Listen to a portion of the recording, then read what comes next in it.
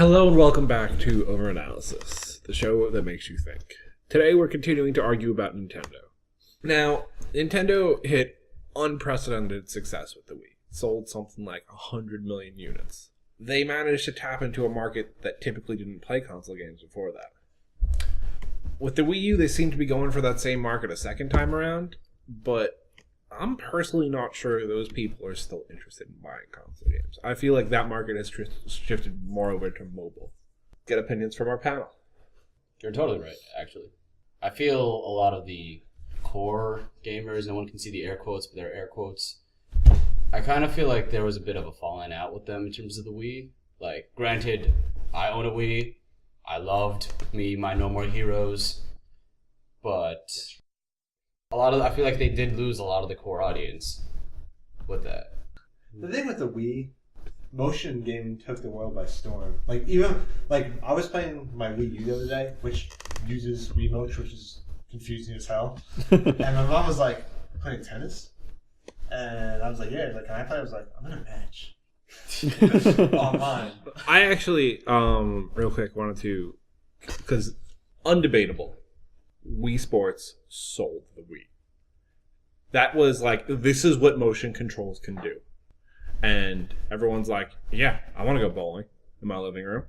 I want to play tennis. Why not? I feel like the Wii U doesn't have that yet. Like, it's confusing. Like, they have a Wii Sports, but it showed up randomly on my system. I was like, I didn't download you. Well, what about... crap. It's like that one Miiverse thing where like they had all the versions of games from Nintendo franchises, like that Metroid game. Remix? NES Remix? No, not the NES Remix. It was like a bunch of different mini games, but it had like all the Nintendo. It was like a Metroid game. Oh yeah, the Luigi's Mansion game. Nintendo Land. Nintendo Land. Like they had that, but it's nowhere near as big as Wii Sports. Oh yeah. Mm-hmm. That was really they had some really awesome games, which I wish I played with more people. Well, look at all of you. You never invited us over. No, there's still time. It's fun. But anyway, yeah, the Wii, the people who bought the Wii, I think some of them did move to smartphones and everything, but I just think... Well, for example, my mom bought a Wii. I know for a fact my mom has no interest in a Wii. She's like, why do I need a Wii U? I can already play bowling. It was newer bowling. Back to what you were saying. I don't think that competes with her. Back to what you were saying about how the Wii and Wii Sports was really showing what motion control can do. Do you feel, since you're the only one that's played it, that game that I brought up earlier, Nintendo Land that I immediately forgot, do you think that shows the full capabilities of the touchpad? It shows some awesome capabilities. There's this game where you're a ghost. So you get to see everything on your screen, and Luigi's, and they have 4 of the Luigis, and they're trying to. But there's only one Luigi. I'm speaking nothing but facts. There's one Luigi. Are you sure it's not 4 ghosts and the one with the gamepad's the Luigi? No, because the ghost has to try to kill him. And they work. I played it during Comic-Con. Me and this random kid were going to rooms back to back with the flashlight, taking turns. You guys are best friends. It was actually nuts. I had a lot of fun. The whole thing is the fact that a player. This is mostly goes for local multiplayer games. The fact that someone could have their own screen on the controller, and that no one else can see that you're versing, makes it awesome and adds a lot to the experience and fun. All right, so that's a big point. That's a big local multiplayer point for a game like that. I wish, in fact, by the next time we have another podcast, we're all playing it together. I like to point out that sounds awesome for the core gamer audience, but I feel like the casual market just does not give a crap about stuff like that. Yeah, it's not like a crazy hardcore game though. It's just fun. It's a fun little game, and I'm pretty sure. But moving on. Okay. So we've talked a lot about casual gamers and how we feel like we've lost them because they went to mobile or they don't care about new versions. Yeah. Now let's talk about core gamers, because I personally believe that core gamers are the best form of marketing. Because I don't know about you guys, but I got a Wii when it first came out. At Christmas, showed bowling to my whole family. Within the next year, because Wii's were terrible supply. Within the next year, every family in my extended family had at least one Wii. Like, I got it. I showed it to everyone. They're like, I need this. I brought Rogue Legacy because of Game Grumps. Not what I'm talking about. Well, I mean, it's the whole like advertising thing with the core gamers. But I more mean like speaking the word of video games, if you will, like to the non-believers, where prophets going into the land, missionaries, I guess, going into the land and informing the public about what they should be paying attention to. That's one way to think about it. It's free advertising. I'm not really like the Wii Sports. Mm-hmm. I don't let it play it. It's my system. You're giving her incentive to buy another Wii. Actually, I could give her my old one because I don't use my Wii anymore. All right, so Christmas present. Your personal business aside. moving on. In addition to focusing more on casual gamers, I think Nintendo has made some decisions recently that have been isolating their core audience, whether it be motion controls or some of their policies. I just wanted to go through a couple of those and get the panel's opinion on those. So the first one that came out around E3 was, and that has even blown up now more, is with YouTube and Let's Players and that whole thing. Nintendo is not the only company that's been taking down Let's Plays. But, yeah. Did they take down? Because I thought they... No. They want all the money for it. Mm-hmm. Okay, first off, I like to point out, I think there's actually kind of a big disconnect between YouTube and Japanese developers. I'd like to just point that out right up front because, well, first off, I don't think Japan has even touched YouTube. I think they have their own thing called Nico Video, and that sounds really cool. That's just that's a good name. Yeah. I was thinking about that horrible third party, like moving on. The horrible fans. Moving on. I think that kind of adds on to it.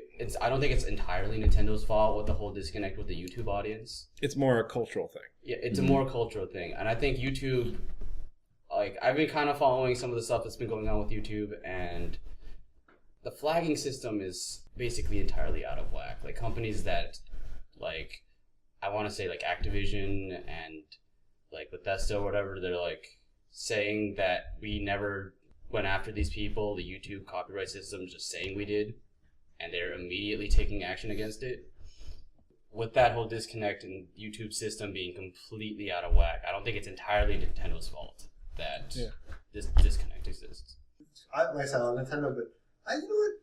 Just like everything you just said right now, it is Nintendo's fault. You know why? Because it's not only Nintendo of Japan. There's something called Nintendo of America, which is supposed to know what's going on in the United States. And it's Nintendo's fault overall because, like, they're basically, like, Japan runs everything, obviously. But Nintendo of America is also a thing. And, like, they're like little, they don't have enough say in what should be happening for the country. Like, I think that's the problem. Like, I guarantee you, like, are we going to talk about Smash? What are we talking about? That's actually what I was about to segue into. So, unless anyone have any more opinions on YouTube. I was going to say, like, well, Fahim, you say what happened to Smash. All right, so our hotline to the fighting game community. Apparently, I didn't even know about this. Brought this up during a meeting, but apparently... So, EVO last year, EVO 2013, they had an extra spot open on the stream. And so what they decided to do, they wanted to auction off the game to the community. And how it went was, they had a list of games, I believe. It was a lot of old school games. It was Melee, Third Strike, I want to say Guilty Gear, CBS2, irrelevant. I know one of those games. Oh, I forgot about Third Strike. I know two of those games. So what they did was, if you wanted the game on, you would just have to call them up and donate a specific amount, and all the money would go to cancer research. So, good guy Evo. Good guy Evo. Mm-hmm. The Smash community... I'm sorry. I'm going to totally go off topic for one very quick second, and I apologize. But did you guys hear about Gabe Newell and what he's doing? No. He said he'd do an AMA on Reddit if fans donated $500,000 to a hospital in Seattle. and that has happened. Did it work? I don't know. Did you win? We'll look at them after. Yeah. I'm just like, what a dick. Like, to get Half-Life 3 answers, we have to donate money to sick kids. And he's not going to answer. Gonna be vague. No, I mean, that's good. No, just... It's an interesting point. But anyway, so the Smash community kind of blew up. They raised, I forgot the figure, it was a very high amount. Blew everyone else out of the water. Yeah, it was basically hands down Smash 1. They wanted their game on there and they helped a lot of people to do it. Now, literally the day of the stream, Nintendo kind of came on and said, we don't want you streaming our game. They revoked the statement, but I think it was more so because of the whole, you guys donated all this money to cancer, we're just gonna... Do they like cancer? I don't know. You heard it here, everyone. Nintendo likes cancer. This is what I think happened in my head. Dope, that's Nintendo not true. Japan was like, no one's allowed to stream this game. And then, like, everyone backlashes, and, like, Reggie's like, oh, guys? I feel like this time, I'm not sure what happened, but in my head, Nintendo Japan... I refuse to believe Reggie's the hero of the story. No, I feel like Nintendo of America. Nintendo of America was like, bros, listen to us at least once. If you're ever gonna listen to us now. Cancer's a bad thing. We're not talking about the constellation. We're talking about the thing that kills people here. But yeah, that's what I think. That's happened in my head. Nintendo of America saved it. Even though I could be wrong. Maybe we don't know what happened behind closed doors, but did the stream eventually happen? It did eventually happen. They did revoke the decision, but just because they threatened it, that's kind of sending really mixed signals. And you have another thing in the show notes that I also didn't know about. Sakurai giving the middle finger to the Smash community. What was that all about? So, if you're all well aware of the fact that the Smash community was a big thing around the Melee era. Mm-hmm. Like, it was huge. It was like the most played fighting game. Exactly. It was super big. Now it's kind of dead. Kind of like Nintendo itself. Oh! I love you, Nintendo. So, I was part of that community. Like everyone else, we were all super excited about Brawl coming out. Yeah. I remember one of my friends was really into Smash, and there was this blog he followed, like Super Smash Brothers Dojo or something. That, every day they were putting out new Brawl content, and he would check it religiously and analyze. I know people like that too, and and then he hated it. And basically, the game came out, and people were like, "What the hell is this?" And then kind of Sakurai, the developer of Smash, kind of just came out and said, we don't care about the competitive community. We just want to make a party game. He didn't make the game. I think that's the best example of you can't be creative in a vacuum. Well, not creative, but listen to what people want. Because basically what happened with Melee, yes, it was a party game, but people kind of just found mechanics and stuff and just made this super high-level competitive scene around it. Goddamn wave dashes. Yeah, the wave dashes, that was a complete accident. And yeah. But wasn't Melee, even without that stuff, still a really balanced and awesome game? Melee was. Yeah, that's what I'm saying. But the thing is, have you heard reports of how much time and effort, how ridiculous it was for him to make that game? And he said he never wants to do that ever again. I'm not saying stress. He should kill himself to make another Melee. I'm just saying. Would. That's pretty much what he said. You know what I'm talking about? My question is, why doesn't he just get people to help him? That's what Capcom is doing with the latest Street Fighter, with the whole Street Fighter Ultra. They're getting feedback from the competitive community. No, not even just the community. Just hire more game developers or designers and just sit in a room and argue about numbers. Well, what happened with that whole disconnect thing is a lot of the Smash community felt really isolated. Some really dedicated fans actually took the time, hacked the game to shit, and made it Melee. Is it good? What is it called? Project M. I played it. It was fun. Yeah. Is it? All right. I want to move along a little bit. Yeah. Before that, what do you feel about how he said the new Smash is going to be in between Brawl and Melee? I'm not going to get excited until I see an actual build of the game. I was too butthurt by Brawl. And a lot of other Smash players were too. I think they're all kind of on the same boat as me. They just want to see gameplay. We'll judge it from there. You don't want to see character intros? Yeah. There's no games. Mega Man was cool. I like Mega Man. Sonic. All right. Moving on. So another issue I think Nintendo has with public image is their branding. I think a lot of their problems can be traced back to that. Not all of them, obviously, but these are two questions that around the holiday seasons I received multiple times because I'm like the only nerd in my extended family, so I get called up whenever people are buying video games. Is the Wii the same as the Wii U? And can I play 3DS games on my 2DS? The naming convention was just all sorts of wrong. Like, you could really ask anybody. The Wii U one, I think it's a bad name. I think the 2DS is a good name because it actually makes sense because it's a 3DS without 2D, but without the 3D, so they have 2DS. But it's not the best for the whole marketing thing. Mm-hmm. But I really think like I maybe like a 3DS slate. If you kept 3DS in the title, I think you it's should not just 3D anymore. You know what I'm saying? Yeah. I think 2DS was a good name. What would you name the 2DS? I don't know. That's not my job. Yeah, no, but I think they're doing a good job because now if you watch all the new commercials, they pretty much enforce the fact that it's 3DS and 2DS and have a playable on both of these. I mean, like, they really, it really just comes down to the name, though. Because, like, just random moms or whatever going into the GameStop, they're going to look at these things, like the Wii U and the 2DS, they're going to be confused. And, like, you could literally ask any GameStop employee, like, how many questions have they gotten about the same ones that you've gotten, Brian, during the holiday season. But I mean, you can make the argument that's what GameStop employees are for. That is true. That's what I did. Well, I worked at the other side. Game crazy. Rest in peace. Yeah, but Not really. But also there's the fact that, like, how many Mario games do they have that came out recently that all basically have the same name? Super Mario 3D World, Super Mario 3D Land, New Super Mario 3D Land. New Super Mario 3D Land. New Luigi thing. New Luigi. Whatever. There was a Luigi game that kind of just replaced 3D Mario. Land was actually like Not 11. not talking about the games, not talking about Just quality, talking straight up naming just convention. straight up the titles and how it's confusing. Mm-hmm. Like, I follow game news and I don't know what the difference is. I can't tell them apart. I can't. You're our Yeah, local Nintendo fanboy. I'm not a fanboy. I have all the systems. You see those Farnsworth goggles you wear that are like this thick, like come out a couple inches from your face. like- Where's your Xbox One? I'm poor.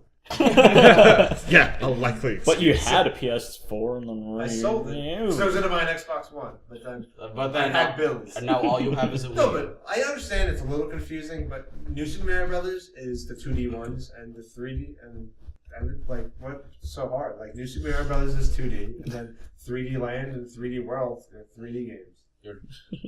I don't know. And I don't like you just And said. also, I don't like the New Super Mario Brothers. They dance with the level music. No, bad Nintendo. And is this 3D or 2? What? I'm kind of lost. The with Wii U somewhere one, with right? Words. I'm serious. You kind of lost me with someone with words. Nintendo, what, Mario 3D World. Which Is one? that Which hard? one is the one that you said dance? Because you just New kind of. Super Mario Brothers. Okay. Which ones? Is that the 2D or the 3D? Ha ha ha ha. No, I don't remember already. Legitimately, we're legitimately confused. This is the 2D one. Like, it's not confusing at all. I don't agree with the naming conventions of the games. They're not confusing. Alright, does anyone else have anything they You want to should say? know better, Brian. They should know better to make more unique titles or to, like, use numbers like everyone else. Sony got it right And with they'll be PlayStation 1, 2, 3, and 4. It makes sense. No, but a PlayStation Vita. Fuck that. Should be PSP 2. Make me slap you. I made a curse.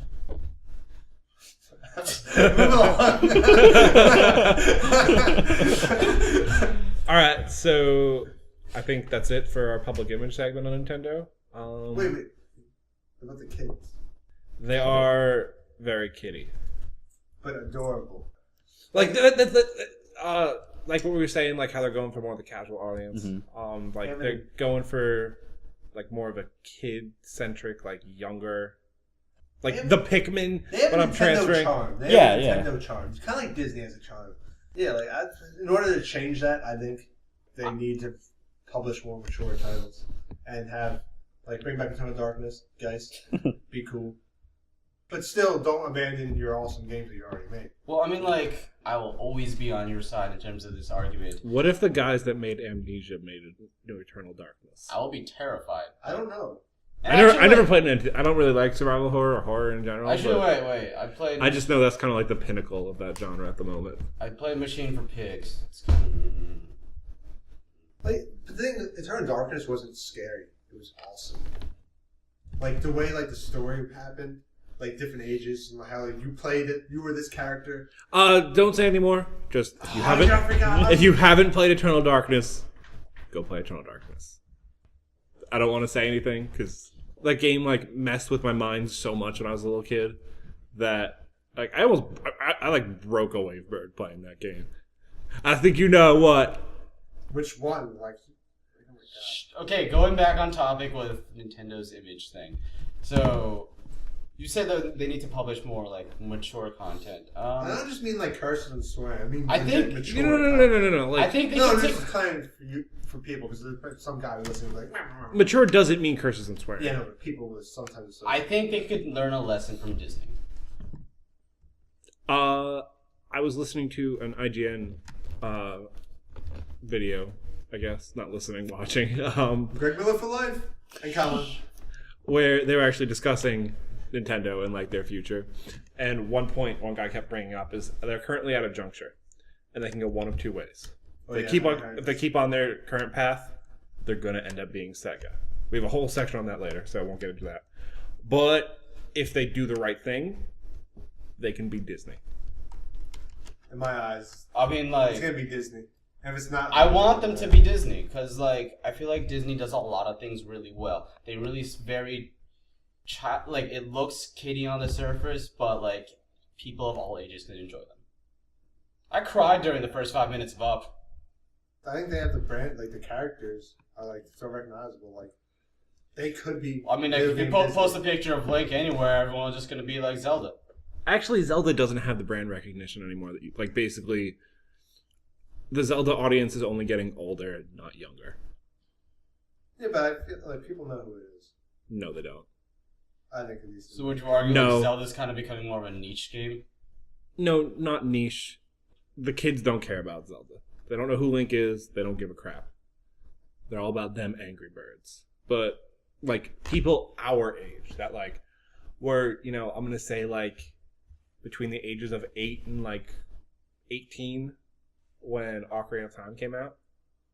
Why are you showing me your shirt? What's on it? Link. Huh, I'm actually wearing a Link shirt, too. Oh, so people am here I. are wearing Zelda shirts. Hells yeah. Star Wars shirt. Nerd.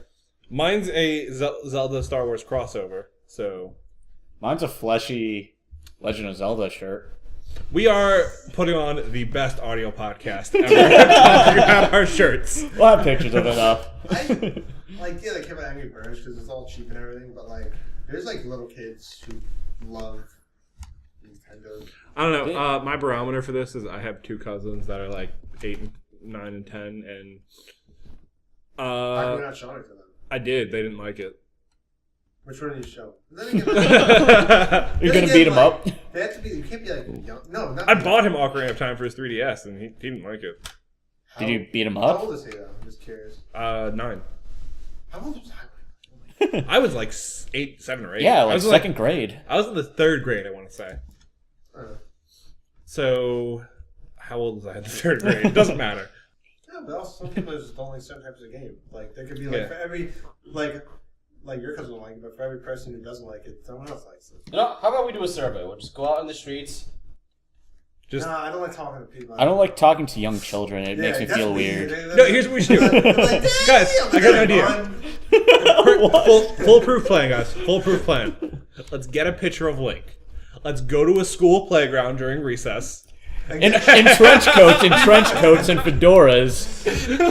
Open up the trench coat. I just have the picture of Link there. Hey kid, have you ever seen this guy?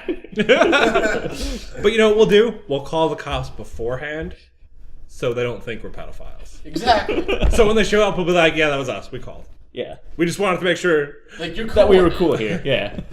Alright, so in conclusion, don't go to a playground with pictures of Link and ask the little kids if they know who he is. No, but I understand what you're saying. Don't show them But- your Master Sword either. These characters like But yet, you could say they may be waning in popularity, but they're still the most iconic in games. I'm not saying all Nintendo IPs are like becoming more niche. Like Mario, definitely. Mario's just only getting bigger. Mhm. Mario's only, but like Zelda, like Samus, you know, Yeah, they're basically kinda everyone like- besides Mario, and like maybe Donkey Kong. Captain Falcon, Maybe Kirby. Starfax. Kirby? Kirby, I don't know about Kirby. I don't know. Kirby has a lot of You know, I'm just gonna. I want to make a video where I just sit down with my two cousins and show them iconic video game characters and Show see 'em- who they could name. Show him Sackboy. Sackboy's like not even a thing. Don't maybe come over there, James. All right. So, anyone else have any more opinions? Since we're talking about Nintendo being like Disney, Nintendo theme park. There is a think- Nintendo theme park. No, it's not. It's called Nintendo Land. A real one. A real one. And we're ending on a strong note. All right.